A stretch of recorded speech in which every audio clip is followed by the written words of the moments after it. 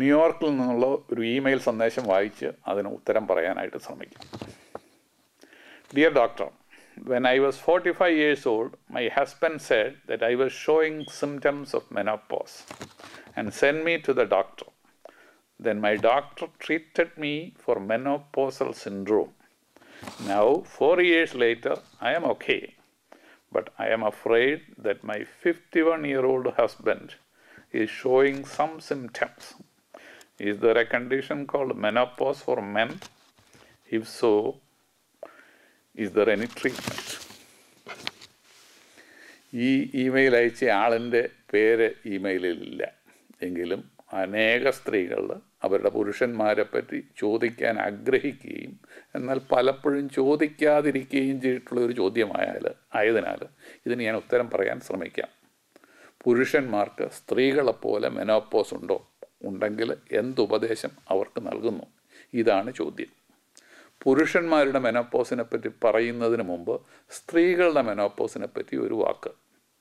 സാധാരണ സ്ത്രീകളിൽ 45-നും 52 വയസ്സിനും ഇടയ്ക്ക് അവരുടെ ആർത്തവം മെൻസ്ട്രുവേഷൻ നിലയ്ക്കുന്നു. അവരുടെ അണ്ടത്തിൽ നിന്ന് അണ്ടാശയത്തിൽ നിന്ന് അവസാനത്തെ അണ്ടവും, അതായത് ഓവറിയിൽ നിന്ന് അവസാനത്തെ എഗ്ഗും പുറത്തു വരുന്നു.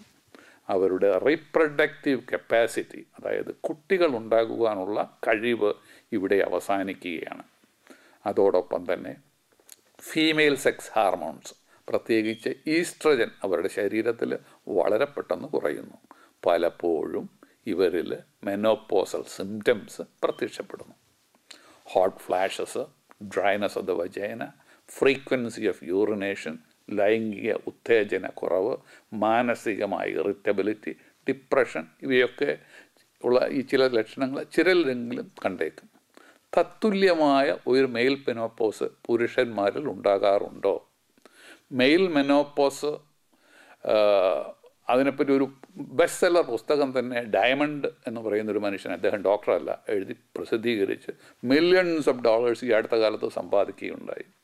എങ്കിലും എൻ്റെ ഒരു രോഗിക്ക് മെനോപ്പോസ് എന്നോ മെനോപോസൽ സിൻഡ്രോം എന്നോ ഒരു ഡയഗ്നോസ് എഴുതി പുരുഷ രോഗിക്ക് എഴുതിയ ശേഷം അത് ഇൻഷുറൻസ് കമ്പനിക്ക് അയച്ചു കഴിഞ്ഞാൽ എനിക്ക് ഈ ഫീസ് ലഭിക്കത്തില്ല. കാരണം മെയിൽ മെനോപ്പോസ് എന്നൊരു ഡയഗ്നോസ് അല്ലെങ്കിൽ ഒരു പ്രത്യേക രോഗം വേൾഡ് ഹെൽത്ത് ഓർഗനൈസേഷനിലോ അമേരിക്കയിലെ ഡയഗ്നോസ്റ്റിക് ടേംസിൻ്റെ ഔദ്യോഗിക നൈയാമിക രേഖയായ DSM-10 അംഗീകരിച്ചിട്ടില്ല എന്നതാണ് ഇതിന് കാരണം.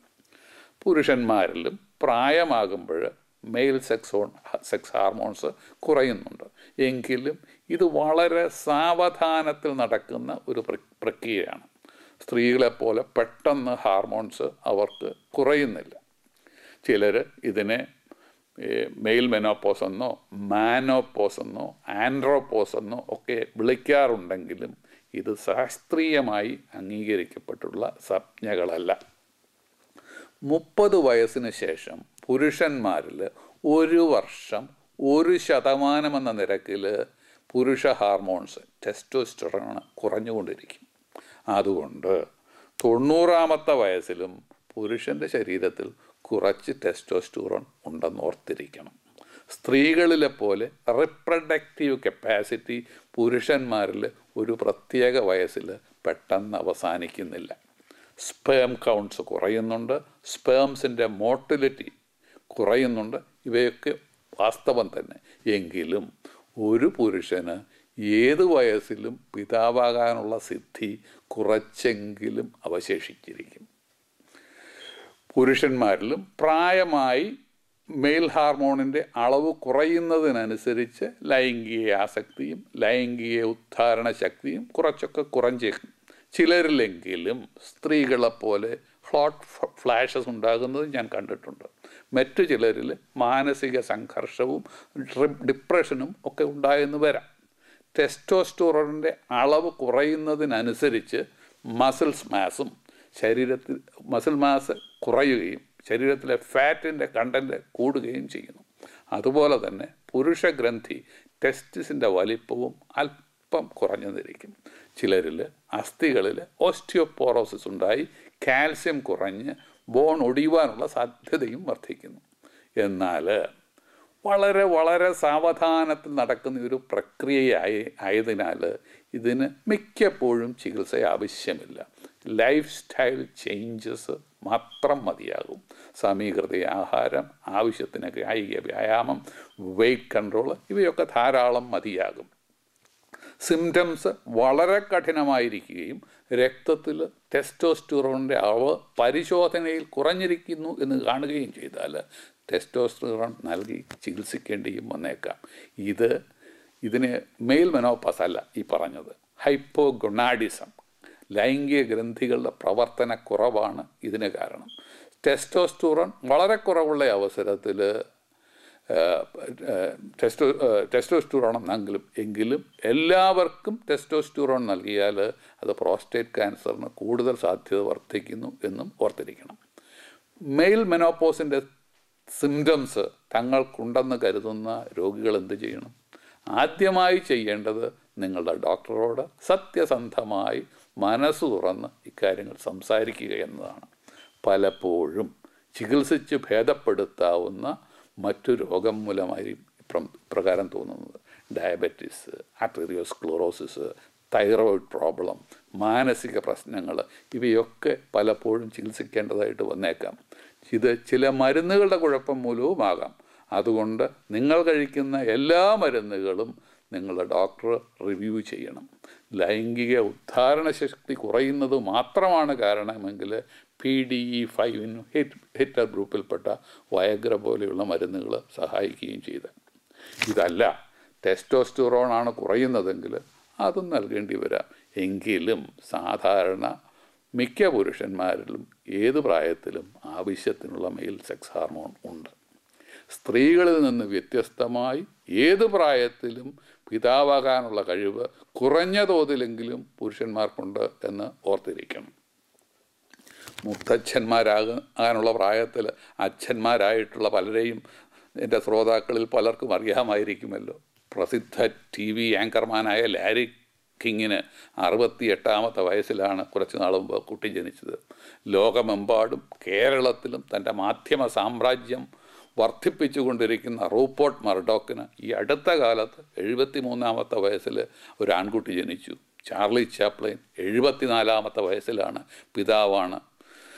ഞങ്ങൾക്കെല്ലാം പ്രിയങ്കരനായിരുന്ന ചിക്കാഗോയിലുണ്ട സോൾബെലോ, നോബൽ സമ്മാന ജേതാവായ സോൾബെലോ നോവലിസ്റ്റ് 84-ാമത്തെ വയസ്സിലാണ് പിതാവായത്. ഇന്ത്യയിൽ രാജസ്ഥാനിൽ നിന്ന് രാജേഷ് യോഗി 90-ാമത്തെ വയസ്സിൽ ഇരട്ടക്കുട്ടികളുടെ പിതാവായി എന്നൊരു വാർത്ത കണ്ടു.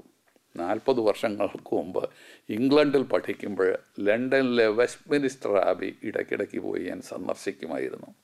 ചരിത്രത്തിൽ നാം കേട്ടിട്ടുള്ള അനേക മഹാരഥന്മാർ അവിടെ അന്ത്യവിശ്രമം ചെയ്യുന്നു. അവരുടെ കബറിടങ്ങൾ കാണുന്നതിലൊരു സന്തോഷം കൊണ്ടായിരുന്നു. എന്നാൽ വെസ്റ്റ്മിനിസ്റ്റർ ആബിയുടെ പടിഞ്ഞാറ് വശത്ത് ഞാൻ അതുവരെ കേട്ടിട്ടില്ലാത്ത ഒരു തോമസ് പാർ എന്നയാളിൻ്റെ ശവകിടീരം കണ്ടപ്പോൾ അതാരാണെന്ന് ഞാൻ ഗൈഡിനോട് ചോദിച്ചു. 100-ാമത്തെ വയസ്സിന് ശേഷം 2 വിവാഹം കഴിച്ച് 2 കുട്ടികളുടെ പിതാവായ വ്യക്തിയാണ് തോമസ് പാർ എന്ന് പറഞ്ഞു. മാത്രമല്ല 104-ാമത്തെ വയസ്സിൽ തൻ്റെ അയൽവാസിയുടെ ഭാര്യയെ ലൈംഗിക പീഡനം നടത്താൻ ശ്രമിച്ചതിന് ആൽബർബറിയിലെ പള്ളി വികാരി പള്ളിക്കുറ്റം ചുമത്തി വിസ്തരിച്ച് 1680 ശിക്ഷിച്ചയാൾ കൂടിയാണ് ഇയാളെന്ന് എന്നോട് പറഞ്ഞു.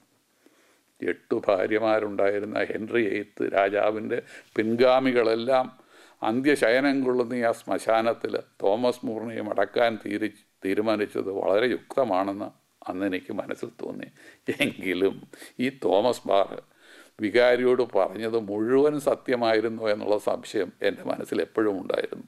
കേരളത്തിലെ ഒരു മത്തായി ചേട്ടനെയും മറിയാമ്മ ചേട്ടത്തെയും കഥ കേട്ടതുകൊണ്ട് മാത്രമാണിത്. മത്തായി ചേട്ടനും മറിയാമ്മ ചേട്ടത്തെയും പുനർവിവാഹം കഴിച്ചവരാണ്, 2ാം കെട്ടുകാരാണ്. മറിയാമ്മ ചേട്ടത്തിക്ക് 50 വയസ്സ്, മത്തായി ചേട്ടന് 80 വയസ്സ്. മത്തായി ചേട്ടനെ പറ്റി മറിയാമ്മ ചേട്ടത്തി ലോകമെല്ലാവരോടും ഘോഷിക്കും, ഈ മനുഷ്യനെ കൊണ്ടൊരു മണ്ണിനും ചുണ്ണാമ്പിനും കൊള്ളുകയില്ലെന്ന്. ഇത് കേട്ട് മത്തായി ചേട്ടൻ മടുത്തു. അക്കാലത്ത് ആ പ്രദേശത്ത് പ്രമാദമായൊരു സ്ത്രീപീഡന കേസുണ്ടായി. ഇരുട്ടിലാണ് ഈ സ്ത്രീപീഡനം നടന്നത് കൊണ്ട് ആക്രമിക്കപ്പെട്ട ആ സ്ത്രീക്ക് പോലും പ്രതിയെ തിരിച്ചറിയാൻ സാധ്യമല്ലാതായി. പോലീസ് 3-4 മാസം അന്വേഷിച്ചിട്ടും ഒരു പ്രയോജനവുമില്ല. ഒടുവിൽ ഒരു ദിവസം നമ്മുടെ മത്തായി ചേട്ടൻ നേരെ പോലീസ് സ്റ്റേഷനിൽ ഹാജരായി താനാണ് സ്ത്രീപീഡനം നടത്തിയതെന്ന് സമ്മതിച്ചു. കേസ് വിസ്താര വേളയിൽ മജിസ്ട്രേറ്റ് മുമ്പാകെ മത്തായി ചേട്ടൻ സത്യവാങ്മൂലം ചെയ്ത് ബോധിപ്പിച്ചു താനാണ് സ്ത്രീപീഡനം നടത്തിയതെന്ന്. കേസ് വിസ്താരമെല്ലാം കഴിഞ്ഞ് മജിസ്ട്രേറ്റ് മത്തായി ചേട്ടനെ ശിക്ഷിച്ചു. പക്ഷേ സ്ത്രീപീഡനത്തിനായിരുന്നില്ല, സത്യം ചെയ്ത് കോടതിയിൽ കള്ളം ബോധിപ്പിച്ചതിന്, പെർജറിക്ക്.